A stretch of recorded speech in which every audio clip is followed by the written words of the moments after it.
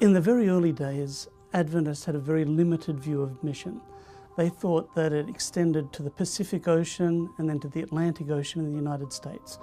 They saw that the United States was a melting pot of different immigrants coming in, and they thought that when you read Matthew chapter 28 and it says, "Go ye into all the world," then we can do it right here in North America. No começo do movimento adventista, nós temos inclusive a teoria ou a teologia da porta fechada, ou seja, a porta já está fechada, não vai ninguém mais se converter. Então, para os que estão dentro, está tudo bem.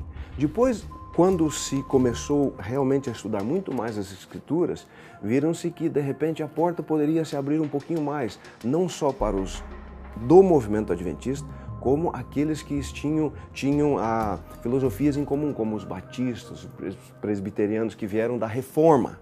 Depois foi abrindo muito mais. Então você vê que entre 1843, 44, na época do movimento milerita, do desapontamento, até 1863, que nós estamos fazendo 150 anos agora, né, da organização oficial da igreja, ninguém se falou praticamente em enviar missionários. O primeiro missionário foi só enviado praticamente 10 anos depois.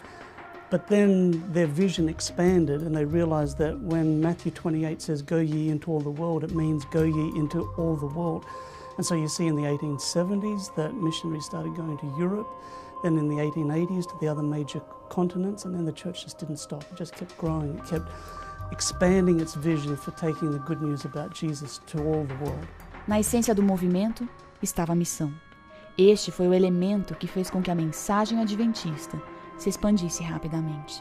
We are a missionary church, but it concerns me that as we grow, we become more institutionalized, and there is a tendency to start looking inward.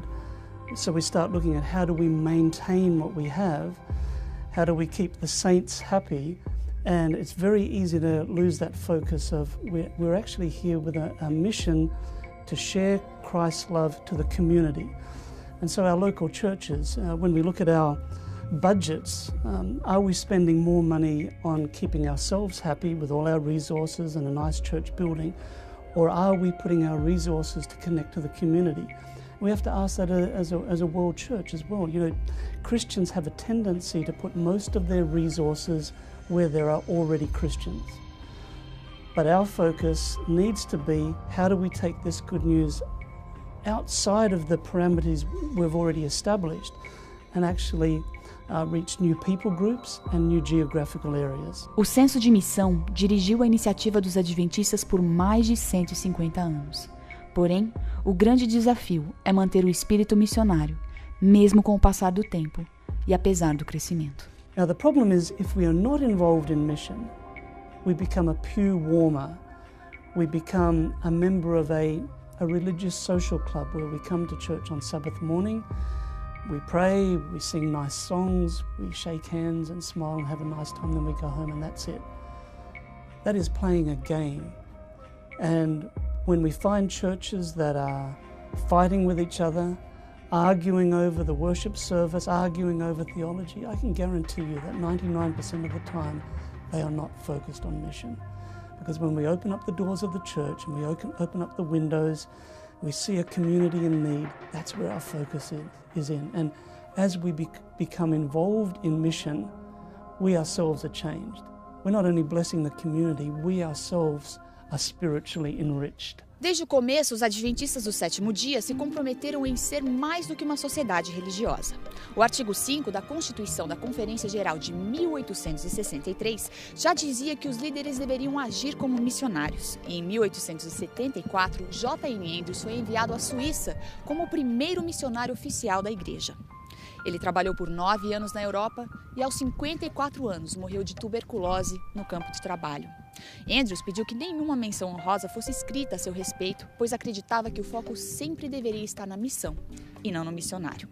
Embora relutantes, os editores dos periódicos da igreja aceitaram seu pedido final.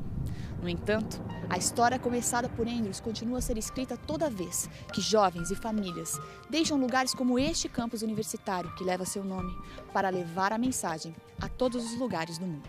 Ele foi escolhido para ser o o patrono, eu diria, dessa universidade, por causa de duas características. A primeira, ele foi o primeiro missionário adventista.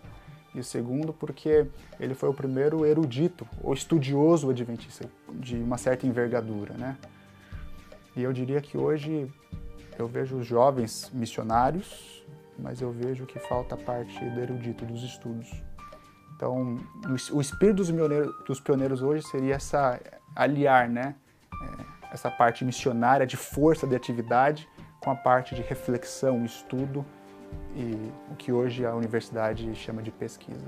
Se existe um movimento adventista, é porque também existe uma missão de Deus para esse movimento. I am firmly convinced, I have been, I've lived for this my whole life. This is God's people. God is going to see us through the full journey. He is going to take us home. Not a shadow of doubt about that. We have to be sure that on the way, while we are still here, that we are doing the things that God has asked us to do.